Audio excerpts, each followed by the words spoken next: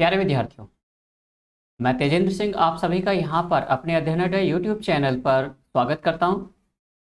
आपके लिए लेकर आए हैं हम लोग कुछ इंपॉर्टेंट क्वेश्चंस, कुछ यहाँ पर विशेष क्वेश्चन जो कि आपके आने वाले अध्यापक शिक्षक पात्रता परीक्षा या फिर अध्यापक शिक्षक भर्ती में काफ़ी महत्वपूर्ण रहेंगे। इसी प्रकार से हम लोग आपके लिए एवरीडे कुछ ना कुछ नया लेकर आते रहते हैं और ये आपके थाउजेंड्स ऑफ क्वेश्चन की सीरीज है। ये आपके इसी तरीके से लगातार 30 क्वेश्चन आपके CDP के चाइल्ड डेवलपमेंट साइकोलॉजी के बाल विकास के क्वेश्चन आपके लिए लेकर आते रहेंगे। ये आपके मॉक टेस्ट सीरीज होगी। आप अपनी प्रैक्टिस कर सकते हैं, कॉपी पेन लेकर बैठिए ताकि आप अपने क्वेश्चनों को जज कर सकें। दूसरा, यहाँ पर यदि परिवार के सदस्य नहीं बने हैं तो परिवार के सदस्य बन जाइए, चैनल को सब्सक्राइब कर लीजिए और बेल आइकन को जरूर दबा दीजिएगा ताकि आपको आने वाली वीडियोस के नोटिफिकेशन मिल सके। वीडियोस अच्छे लगे तो लाइक करिएगा और अपने दोस्तों तक शेयर करिएगा। अपने जितने भी ग्रुप ज्वाइन किए वहाँ पर आपके जो पढ़ने वाले ग्रुप है वहाँ पर आप इन्हें शेयर कर सकते हैं। तो चलिए शुरू करते हैं। आज का ये टेस्ट 10th है, 10वां नंबर का टेस्ट है। तो क्वेश्चन 1 आपकी स्क्रीन पर है, तो आप स्क्रीन पे रीड करते हुए अपना जवाब देने का प्रयास कीजिए या फिर आप कमेंट सेक्शन में कमेंट्स करके भी बता सकते हैं अपना आंसर क्या था आपका।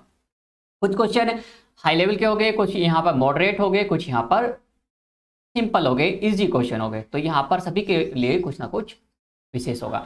तो क्वेश्चन पहला है, इसमें यहाँ पर एक कथन है, उस कथन को बताना है कि किसने दिया है।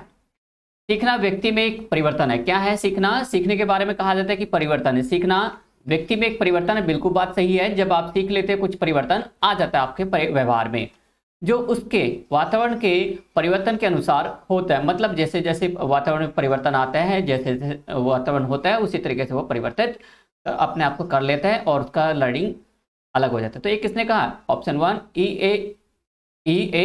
पिल ने या गेट्स है और अन्य ने। ऑप्शन 3 बर्नार्ड ने। ऑप्शन 4 गैरी स्टेनर ने। सीखना व्यक्ति में परिवर्तन है। क्या है? व्यक्ति में या फिर व्यक्तित्व में परिवर्तन है, उसके वातावरण के परिवर्तनों के अनुसार अनुसरण में होता है। क्या होता है? ये किसने कहा? गेट्स ने नहीं, गैरी स्टेनर ने नहीं, बर्नार्ड ने नहीं, बल्कि E.A. पिल ने ये कहा है। किसने कहा है? ऑप्शन 1 करेक्ट हो जाएगा, E.A. पिल ने। क्वेश्चन नंबर 2, बच्चे में गामक कौशल का विकास होता है। बच्चे में गामक कौशल का विकास होता है। कब होता है गामक कौशल का विकास? गामक कौशल होती क्या है? देखिए, उसका स्किल डेवलपमेंट हम लोग कहते हैं। एक तरीके से कह सकते हैं कार्य गति करना या उसका एक स्थान से दूसरे स्थान पे जाना। क्या कहलाता है? उसका गामक कौशल कहलाता है। तो इसमें विकास किसके द्वारा होता है? ज्ञात से अज्ञात की ओर। ऑप्शन 2 सामान्य से विशिष्ट की ओर। ऑप्शन 3 विशिष्ट से सामान्य की ओर। ऑप्शन 4 सूक्ष्म से स्थूल की ओर। देखिए यहाँ पर ये क्या, हमारे कुछ यहाँ पर लाइनें लिखी हुई है, कथन लिखे हुए हैं, तो इनको आपको बताना है ये किसके द्वारा किस बात को शो करता है। जब बच्चा गामक कौशल में विकास करता है, अपने गामक कौशल अपनी गतिविधियों में विकास करता है, विकसित करता है, डेवलपमेंट करता है, ठीक है, मोटर स्किल में डेवलप करता है। क्या होता है? मोटर स्किल में परिवर्तन आता है। तो मोटर स्किल में जब परिवर्तन आता है तो क्या होता है? वो सामान्य से किस तरफ चलता है? सामान्य से विशिष्ट की ओर जाता है। किसकी तरफ जाते हैं? विशिष्ट की ओर जाता है। तो यही क्या कहलाता है? उसका गामक कौशल को प्रभावित करता है। तो इसका सेकंड करेक्ट हो जाएगा। क्वेश्चन 3, निम्नलिखित में से कौन सा संवाद का स्रोत नहीं? संवाद क्या होता है? संवाद का मतलब होता है, एक समझ लीजिए कम्युनिकेशन। क्या होता है? संवाद कम्युनिकेशन कहते हैं, या इसके आपका एक दूसरे के साथ वार्तालाप। क्या कहलाता है? वार्तालाप कहलाता है। एक दूसरे के साथ जब आप बातें करते हैं तो उसे क्या कहलाते हैं? वार्तालाप के रूप में जानते हैं। तो इसे कौन सा स्रोत नहीं है? नहीं की बात कर रहे हैं। किसके? नहीं। तो वक्ता, संदेश, संवाद स्रोत या अनुभव। देखिए यहाँ पर कम्युनिकेशन जब करता है कोई व्यक्ति एक दूसरे से, तो उसमें यहाँ पर क्या होता है? पहले मैसेज सेंड करता है, SMS जो होता है आपका, ठीक है, मैसेज जो होता है वो सेंड करता है। फिर उसके बीच में यहाँ पर सेंडर होता है, सेंडर उस मैसेज को भेजेगा। फिर यहाँ पर उसका एक रास्ता होता है, बीच में चैनल होता है जिसके थ्रू जाता है, फिर वो व्यक्ति के पास, रिसीवर के पास जाता है। अब इस तरीके से ये मैसेज गया। अब इसमें क्या क्या होता है? वक्ता हुआ, बिल्कुल, संदेश हुआ, संवाद स्रोत यहाँ पर किसके द्वारा कैसे मैसेज भेजा जा रहा है, यहाँ पर चैनल। फिर अनुभव इसमें नहीं होगा, तो ये आपका संवाद का स्रोत नहीं है। ऑप्शन 4। क्वेश्चन नंबर 4 आपकी स्क्रीन पर आप रीड करें, रीड करके इसका जवाब देने का प्रयास कीजिए कि ये लाइन किसने कहा है, यह किसकी पुस्तक में किशोरावस्था तनाव और संघर्ष का काल छपा था। तो ये वर्ड, ये शब्द किसने प्रयोग किया। बहुत इजी सा क्वेश्चन है, इसमें आपने बार बार क्वेश्चनों का रिवाइज किया होगा। तो option 1 Erikson, option 2 Stanley Hall, option 3 Shipman, option 4 Smith. तो किसने कहा ये, क्या एरिक्सन ने कहा, नहीं। क्या शिपमैन ने कहा, नहीं। क्या स्मिथ ने कहा, बिल्कुल नहीं। तो स्टैनले हॉल ने कहा, किसने कहा, स्टैनले हॉल ने। स्टैनले हॉल ने क्या कहा था, किशोरावस्था तनाव और संघर्ष का काल है। तो क्वेश्चन 4 का सेकंड। क्वेश्चन नंबर 5 कोई बच्चा नवीन व्यवहार को खोजता है। नवीन व्यवहार मतलब न्यू, उसके बिहेवियर जब खोज लेता है, जब उसका नया व्यवहार आ जाता है उसमें, तो वो कहाँ से खोजता है, किस प्रकार से उसमें आता है वो। क्या ऑप्शन 1 सीखकर, क्या ऑप्शन 2 सुनकर, क्या ऑप्शन 3 देखकर, क्या ऑप्शन 4 अनुभव करके। तो यहाँ पर आप अपना आंसर बताएंगे, इसका आंसर क्या होगा। जब कोई व्यक्ति नवीन व्यवहार को खोजता है तो क्या करता है, क्या वो सुनकर करता है, नहीं। अनुभव करके करता है, बिल्कुल नहीं। देखकर करता है, नहीं, बल्कि सीख कर करता है। मान लिया आपको साइकिल चलाना नहीं आता, साइकिल चलाना जब नहीं आता तो क्या करोगे, साइकिल सीखोगे, सीखोगे ना। आप सीखोगे तो यहाँ पर सीख कर क्या करोगे, आप साइकिल चलाना सीख जाओगे। तो इस तरीके से आपका हो गया ऑप्शन 1। क्वेश्चन नंबर 6 को यहाँ पर रीड करते हुए आप बताएंगे कारक जो व्यवहार में स्थायी परिवर्तन लाते हैं। वो यहाँ पे रीजन बताना है जिसकी वजह से आपका व्यवहार क्या होता है, परमानेंट हो जाता है, जिसके द्वारा आप ये समझ लेते हो कि आपका जो व्यवहार है अब यहाँ पर उसमें परिवर्तन, ठीक है, नहीं आएगा, या फिर वो अब फिक्स हो गया, अब वो बदलाव नहीं होगा, भूलोगे नहीं उसे। तो क्या बीमारी के कारण, ऑप्शन 2 शारीरिक थकावट के कारण, ऑप्शन 3 परिपक्वन, या ऑप्शन 4 मानसिक थकावट। भाई देखिए यहाँ पर व्यवहार में परिवर्तन जो होता है क्या बीमारी के कारण होता है, बिल्कुल नहीं होता। शारीरिक थकावट के कारण होता है, नहीं। मानसिक थकावट के कारण, बिल्कुल नहीं। बल्कि यहाँ पर परिपक्वन यानी कि मैच्योरिटी के साथ हो जाता है। क्या होता है, मैच्योरिटी के साथ आप में यहाँ पर क्या हो जाता है, स्थायी परिवर्तन आ जाता है, परमानेंट चेंज हो जाता है, परमानेंट चेंज यहाँ पर आ जाता है। किसके थ्रू होता है, मैच्योरिटी के साथ होता है। क्वेश्चन नंबर 7 निम्नलिखित में से कौन सा अधिगम का एक मुख्य नियम है, कौन सा अधिगम का एक मुख्य नियम है, जैसा कि थॉर्नडाइक ने अपनी पुस्तक एजुकेशनल साइकोलॉजी में दिया है, एजुकेशनल साइकोलॉजी में दिया है। यहां पर बताने अधिगम का मुख्य नियम, एक मुख्य नियम यहां पर है अधिगम का, और किसके द्वारा दिया है, थॉर्नडाइक के द्वारा। दूसरी लाइन यहां पर आपको ध्यान देना है, उन्होंने एजुकेशनल एंड साइकोलॉजी, याद रखिएगा बुक उनका, काफी इंपॉर्टेंट क्वेश्चन है ये आपका, कि थॉर्नडाइक के द्वारा दी गई पुस्तक का नाम क्या है, एजुकेशनल साइकोलॉजी, साइकोलॉजी उनकी एक फेमस बुक है। उन्होंने क्या कहा उसमें, मुख्य नियम थे और गौण नियम थे। तो यहाँ पर कितने मुख्य नियम थे मुझे लिखकर बताइए, ठीक है, और गौण नियम कितने थे वो भी आप बताइए मुझे, ठीक है। गौण नियम 3 थे और या 5 थे, नहीं ना। देखिए यहाँ पर क्या थे, ये मुख्य थे, 3 मुख्य थे और 5 गौण थे, ठीक है। पहले मुख्य आएंगे फिर गौण आएंगे। तो इस तरीके से यहाँ पर आपको बताना है, मैंने आपको इशारा भी कर दिया, आपको यहाँ पर से आप बता भी सकते हैं। बहुप्रतिक्रिया नियम इसका नहीं हो सकता क्योंकि ये गौण नियम था। आत्मकरण ये भी गौण नियम था। साहचर्य परिवर्तन का नियम ये भी गौण नियम था, ये भी नहीं हो सकता। तो यहाँ पर क्या है मुख्य नियम इनका, अभ्यास का नियम, ठीक है, अभ्यास के नियम ये इनका मुख्य नियम कहलाएगा। चलिए नेक्स्ट क्वेश्चन, शिक्षा के क्षेत्र में निम्नलिखित में से सबसे महत्वपूर्ण कौन सा है। शिक्षा के क्षेत्र में, एजुकेशन के एरिया में यहाँ पर महत्वपूर्ण सबसे ज्यादा कौन होता है, कौन यहाँ पर इंपॉर्टेंट होता है, कौन यहाँ पर वैल्यू रखता है। इंपॉर्टेंस किसकी होती है एजुकेशन में, क्या टीचर की, शिक्षक की, क्या पाठ्यचर्या की, ऑप्शन 2 करिकुलम की होती है, या ऑप्शन 3 अधिगम प्रक्रिया की होती है, लर्निंग प्रोसेस की होती है, या 4 स्टूडेंट्स की होती है। तो यहाँ पर सबसे ज्यादा महत्वपूर्ण होते हैं शिक्षक होते हैं, नहीं। पाठ्यचर्या होती है, करिकुलम होती है, नहीं।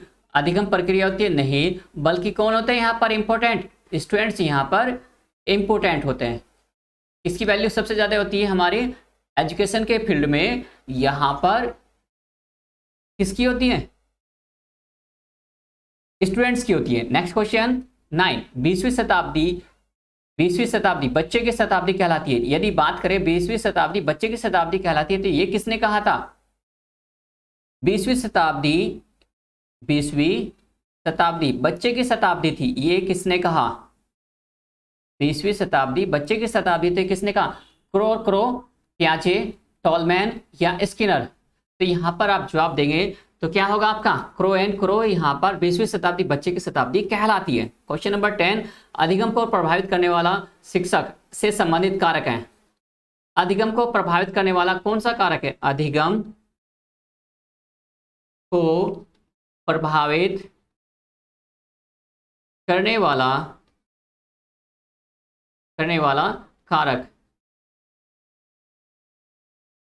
कारक है इच्छा शक्ति, अभ्यास, ज्ञात से ज्ञात की ओर या प्रस्तुतिकरण। अधिगम की बात कर रहे हैं, किसकी बात कर रहे हैं? यहां पर लर्निंग की बात कर रहे हैं। किससे संबंधित है? टीचर से बात कर रहे हैं। किसके बारे में बात कर रहे हैं? अध्यापक से संबंधित बात कर रहे हैं। तो अध्यापक से संबंधित क्या होता है उसका? सबसे ज्यादा यहां पर इच्छा शक्ति अध्यापक की नहीं होती, बल्कि अधिगम यहां पर किसे? अभ्यास से नहीं, बल्कि ज्ञात से ज्ञात क्यों नहीं, बल्कि प्रस्तुतिकरण। जो अध्यापक होते हैं उनका प्रस्तुतिकरण, उनका किसी भी चीज को क्या होता है? तो करना या उसका पढ़ाना, उसका माना जाता है। नेक्स्ट क्वेश्चन, शिक्षा मनोविज्ञान है। शिक्षा मनोविज्ञान को, एजुकेशन साइकोलॉजी को क्या माना जाता है? एजुकेशन साइकोलॉजी को यहां पर क्या माना जाता है? मानक विज्ञान, स्टैंडर्ड साइंस, अनुप्रयुक्त विज्ञान, प्रैक्टिकल साइंस या विशुद्ध विज्ञान, इम्प्योर साइंस या इसे विशुद्ध या ठीक है या उपरोक्त में से कोई नहीं।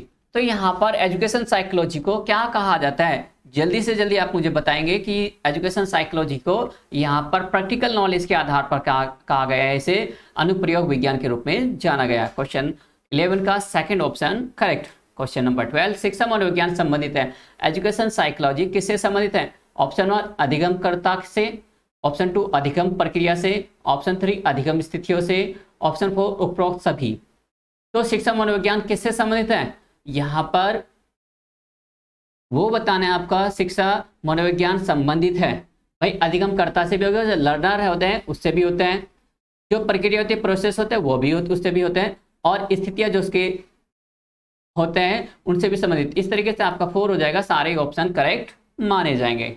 चलिए क्वेश्चन नंबर 13, मानव विकास परिणाम है। मानव का विकास जो होता है, ह्यूमन डेवलपमेंट किसका परिणाम होता है? ह्यूमन डेवलपमेंट किसका परिणाम होता है? जैविक कारकों का, बायोलॉजिकल फैक्टर्स का, वंशानुगति और वातावरण का, यानी कि उसका हेरिडिटी और एनवायरमेंट का, या सामाजिक कारकों का, सोशल फैक्टर्स का, या मोटिव फैक्टर्स का, अभिप्रेरण कारकों का।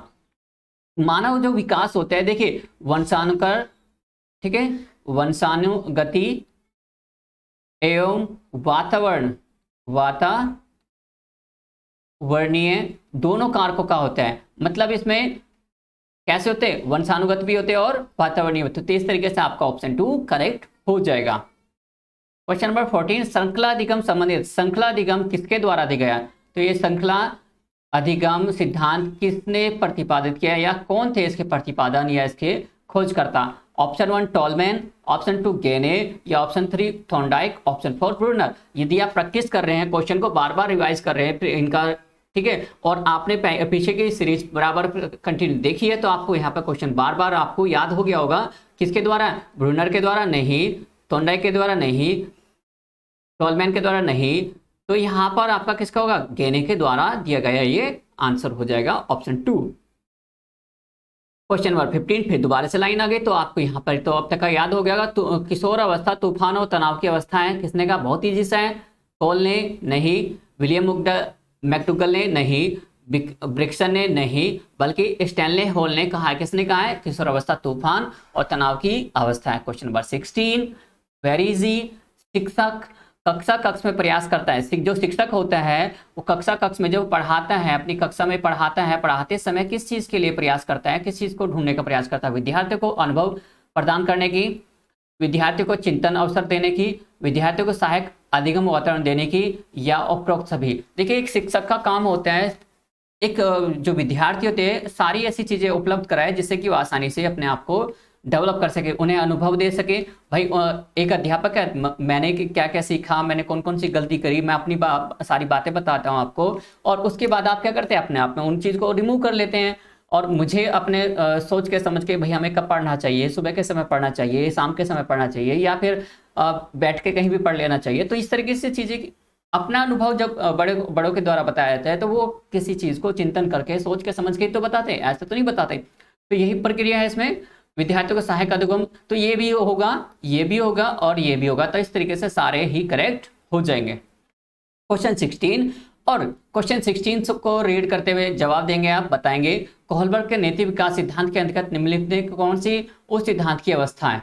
कोहलबर्ग का नीति विकास के सिद्धांत के अंतर्गत बताने कौन सी उस सिद्धांत की अवस्था है। कोहलबर्ग का सिद्धांत है यहाँ पर, और कोहलबर्ग के सिद्धांत के अनुसार बताइए यहाँ पर पूर्व संक्रिया अवस्था, संवेदी प्रेरक अवस्था, या मूर्त संक्रिया अवस्था। सिद्धांत की एक अवस्था है, इसे हम कह सकते हैं सिद्धांत की अवस्था क्या है, परंपरागतता।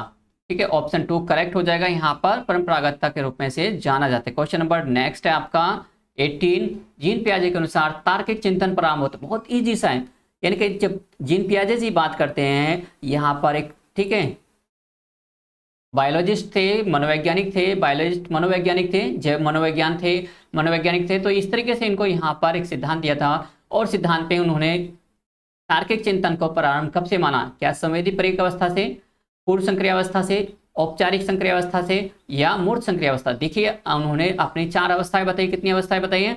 अब इनका टाइम पीरियड मुझे बताएं कि इनका टाइम पीरियड क्या क्या है, कब से शुरू होती है और कब से ये समाप्त होती है। तो आप कमेंट्स करके बताइए, यदि आपको पता है, आप जानते हैं इनका आंसर, तो आप जवाब दीजिए। ठीक है, और अपनी कॉपी पेन पे आप कॉपी से अपने यहाँ पर लिख रहे होंगे कॉपी में कि आपके कितने क्वेश्चन सही हुए, कितने क्वेश्चन और सही हो सकते थे। क्वेश्चन का इसका तार्किक चिंतन जो प्रारंभ होता है संवेदिक अवस्था में, मतलब तार्किक चिंतन का क्या होता है, सोचने समझने की क्षमता बढ़ जाती है बच्चे की, आदमी की, व्यक्ति की, बालक की, कि अब वो क्या करने लगता है, सही गलत को पहचानने लगता है कि यदि किसी अध्यापक ने मारा है तो क्यों मारा है, यदि नहीं मारा है तो क्यों नहीं मारा है, तो वो सोचने समझने लगता है। पूर्व संक्रिय अवस्था में नहीं, औपचारिक संक्रिय अवस्था नहीं, बल्कि मूर्त संक्रिय अवस्था में उसकी तार्किक चिंतन जो होती है वो बढ़ जाती है कंप्लीट तरीके से। क्वेश्चन नंबर 19 आपकी स्क्रीन पर है, मनोविज्ञान में व्यवहारवाद का प्रतिपादन करने वाले थे।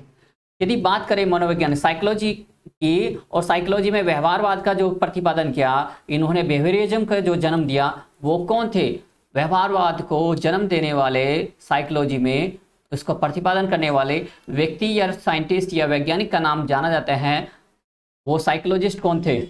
Option 1 John Dewey, option 2 William James, या ऑप्शन 3 कोहलर, या ऑप्शन 4 जॉन बी वाटसन।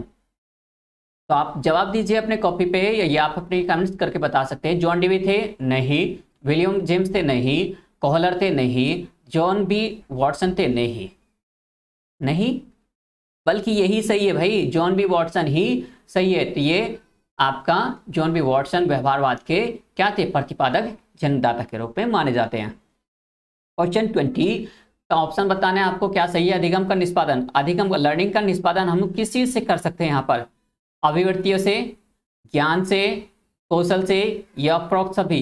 अधिगम का निष्पादन हम क्या कर सकते हैं, अभिवृत्ति से, अभिवृत्ति से बिल्कुल कर सकते हैं, ज्ञान से जी हाँ कर सकते हैं, कौशल से बिल्कुल कर सकते हैं। तो इस तरीके से तीनों हो गए, और जब तीनों से कर सकते हैं तो यहाँ पर ऑप्शन हो जाएगा करेक्ट 4, है ना। चलिए क्वेश्चन नंबर 21, निम्नलिखित में से कौन सा विकास का सिद्धांत नहीं है। विकास का सिद्धांत बताना है, विकास का सिद्धांत यानी कि यहाँ पर डेवलपमेंट का प्रिंसिपल, यानी कि प्रिंसिपल ऑफ डेवलपमेंट नहीं है, प्रिंसिपल ऑफ डेवलपमेंट यहाँ पर नहीं है, तो वो आपको बताना है विकास का सिद्धांत नहीं है। जब नहीं है तो ध्यान रखना है आपको। यह निरंतर चलने वाली प्रक्रिया, इस बात को तो हम लोग सही मानते हैं। यह व्यक्तिगत प्रक्रिया बिल्कुल सही है कि हर एक व्यक्ति का अपने अपने अलग डेवलपमेंट होते हैं। यह सामान्य से विशिष्ट की ओर तो आगे बढ़ती है, लेकिन ये कह रहे हैं नहीं बढ़ती, बिल्कुल गलत है। ये कह रहे हैं नहीं बढ़ती बल्कि बढ़ती है, सामान्य से विशिष्ट की ओर बढ़ती है। यह अंतःक्रिया पर उत्पाद है। भाई सामान्य से विशिष्ट की ओर मतलब क्या होता है, देख रहे हो ना, जब बच्चा कुछ चीज़ों को जानता है, अपने आसपास की चीज़ों को जानता है, तो उसके बाद धीरे धीरे जैसे वो बढ़ता जाता है, डेवलप होते चला जाता है, तो आसपास की सारी चीज़ों पर क्या ध्यान आकर्षित करने लग जाता है। तो इस तरीके से आपका 21 का क्या हो जाएगा, तीसरा आंसर हो जाएगा, ऑप्शन 3 करेक्ट। चलिए क्वेश्चन नंबर 22, ज्ञानी के अनुसार अधिगम का उच्चतम स्तर कौन सा है? लर्निंग का सबसे उच्चतम स्तर क्या होता है? श्रृंखला अधिगम ऑप्शन 1, क्या शाब्दिक साहचर्य अधिगम ऑप्शन 3, उद्दीपन अनुक्रिया अधिगम, या ऑप्शन 4 समस्या समाधान अधिगम। तो यहाँ पर देख लीजिए, जब आप किसी चीज को यहाँ पर लर्न करते हैं तो लर्न करने के बाद समझते अंडरस्टैंड करते हैं, और समझने के बाद यदि आप उस समस्या का हल करना शुरू कर देते हैं तो इसका मतलब यह है कि आपका हायर लेवल हो गया, आप क्या सोचने समझने की आपकी क्षमता बढ़ गई। और ये क्वेश्चन कई बार रिपीट हो चुका है आपका, ऑलरेडी कई बार आ चुका है क्वेश्चन, पहले भी ये क्वेश्चन, ठीक है, बिल्कुल सही। तो यहां पर श्रृंखला अधिगम इसका आंसर नहीं होगा, बल्कि क्या होगा, समस्या समाधान होगा। क्या होगा, समस्या समाधान करने की क्षमता के रूप में हम इसे जानते हैं। नेक्स्ट क्वेश्चन आपका 23 क्वेश्चन, यहाँ पर 23 के बाद यहाँ पर निर्मितावाद के अनुसार एक अध्यापक को मुख्य भूमिका निभानी चाहिए। निर्मितावाद एक सिद्धांत है, उसके अनुसार अध्यापक को क्या भूमिका होनी चाहिए, क्या उसका रूल होना चाहिए? क्या ऑप्शन 1 दार्शनिक की, या ऑप्शन 2 मित्र की, या ऑप्शन 3 सहजकर्ता की, या ऑप्शन 4 अनुदेशक की। तो निर्मितावाद में यहाँ पर किसी चीज का निर्माण या कंस्ट्रक्टिविज्म के रूप में यहाँ पर जाना जाता है। एक जो अध्यापक होते हैं, अध्यापक कैसे होते हैं, सहजकर्ता के रूप में होते हैं। सहजकर्ता मतलब बालक को क्या करे, सहज करे, उसका संतुष्टि दे, उसे एडवाइस दे, उसे सलाह दे कि कोई समस्या नहीं होती, सारी समस्या हल की जा सकती है। तो इस तरीके से सहजकर्ता के रूप में यहाँ पर ऑप्शन 3 करेक्ट हो जाएगा। क्वेश्चन नंबर 24, सृजनात्मकता की विशेषता होती है। सृजनात्मकता में क्या होती है, क्रिएटिविटी जब होती है तो क्रिएटिविटी में क्या पाया जाता है, आप बताइए। क्रिएटिविटी में क्या होता है, क्या मौलिकता होती है, प्रभावशीलता होती है, लचीलापन होता है, या उपरोक्त सभी होता है? देखिए जो सृजनात्मकता होती है, सृजनात्मकता में क्या क्या चीजें पाई जाती है, मौलिकता होती है, प्रभावशीलता होती है, और लचीलापन होता है, तो ये इस तरीके से आपके ऑप्शन तीनों सही है, तो और आपका ऑप्शन करेक्ट हो जाएगा 4। क्वेश्चन नंबर 25, नवीन ज्ञान की प्राप्ति होती है। न्यू नॉलेज हमें कब मिलती है, न्यू नॉलेज हमें कब मिलती है? न्यू नॉलेज, नवीन ज्ञान की प्राप्ति कैसे मिलती है? रटने से, ज्ञान के हस्तांतरण से, अनुभव एवं नवीन अर्थ खोजने से, या उपरोक्त में से कोई नहीं। रटने से नवीन ज्ञान नहीं मिलता है, ज्ञान के हस्तांतरण से भी नहीं मिलता, बल्कि अनुभव और नवीन ज्ञान अर्थ खोजने से ज्ञान की प्राप्ति होती है। इस तरीके से तीसरा हो जाएगा। मतलब यदि आपको यहाँ पर असाइनमेंट दिया जाता है या फिर आपको प्रोजेक्ट वर्क दिया जाता है, तो आजकल इसी पे काम चल रहा है। आजकल जितने भी स्कूल होते हैं या बच्चों को, छोटे बच्चों को क्या होता है, प्रोजेक्ट वर्क दिया जाते हैं। उसमें क्या होता है, फूल पत्तियों के कोलार्स बनाइए, न्यूज़पेपर के ऑल कटिंग कोलार्स बनाइए। तो इस तरीके से उनको, ताकि वे खुद अपने उसको क्या होते हैं, प्रैक्टिस कर सके और खुद उन पर नया खोज सके। लेकिन पेरेंट्स भी क्या करते हैं, पेरेंट्स बच्चों का काम अपने ऊपर ले लेते हैं और वो करके कंप्लीट कर करके तुरंत दे देते। ये नहीं सोचते कि बच्चा सीखेगा, कुछ लर्न करेगा, बल्कि बच्चे को करने दो भाई, बच्चा कुछ नया सीखेगा तो आप लोग भी सीखोगे, है ना प्यारे विद्यार्थियों। तो बिल्कुल अपने यहाँ पर अपने बच्चों को, आने वाले बच्चों को, अपने आने वाली जनरेशन को उन्हें खुद से सीखने देना, खुद से करने का प्रयास करने देना। चलिए क्वेश्चन नंबर 26, निम्नलिखित में से कौन सा संवेगात्मक बुद्धि का तत्व नहीं है? संवेगात्मक बुद्धि की बात करते हैं, यहाँ पर इमोशनल इंटेलिजेंस की बात की जा रही है। तो इमोशनल इंटेलिजेंस का पार्ट्स नहीं है, उसका एलिमेंट्स नहीं है, तो वो आपको बताना है। ऑप्शन 1 संवेगों का प्रबंधन, ऑप्शन 2 स्व अभिप्रेत करना, ऑप्शन 3 दूसरों के संवेगों को पहचाना, ऑप्शन 4 सजीवों में विभेदन करने की क्षमता रखना। तो यहाँ पर संवेगात्मक बुद्धि का तत्व नहीं है, तो ये आपको बताना है कौन सा ऑप्शन इसमें नहीं होगा, कौन सा ऑप्शन नहीं होगा। देखिए संवेगों का प्रबंधन ये भी होता है, स्व अभिप्रेत करना ये भी होता है, दूसरे के संवेगों को पहचाना बिल्कुल होता है, बल्कि सजीवों में विभेद करने की क्षमता ये नहीं होता। तो इस तरीके से आपका ऑप्शन 4 करेक्ट होगा। क्वेश्चन नंबर 27, विद्यार्थियों के तनाव संबंधी समस्या दूर की जा सकती है यदि बच्चे में तनाव है। क्या है, बच्चे में तनाव की समस्या है, हम इस पर भी बात करेंगे। तनाव पर भी आपका एक अलग लेक्चर बनेगा, तो पूरा हम लोग उसके बारे में बात करेंगे। तो वहां पर आप इसके डिस्क्रिप्शन में दूसरे प्लेलिस्ट होगी, तो वहां पर आपको मिल जाएगा, या फिर हमारे चैनल पे आप जाकर प्लेलिस्ट में एजुकेशन साइकोलॉजी के कुछ नए टॉपिक्स के में आप सर्च कर सकते हो। समस्या दूर की जा सकती है शिक्षण से, नियंत्रण से, निर्देशन एवं परामर्श से या उपरोक्त समस्या। तनाव की समस्या हम लोग किस प्रकार से दूर कर सकते हैं? जब बच्चे को यहाँ पर निर्देशन एवं परामर्श दिया जाता है तो उसकी समस्या का हल किया जा सकता है आसानी से, सरलता से। चलिए नेक्स्ट क्वेश्चन 28, एडवांस ऑर्गेनाइजर प्रतिरूप जिन्होंने दिया। एडवांस ऑर्गेनाइजर किन्होंने दिया?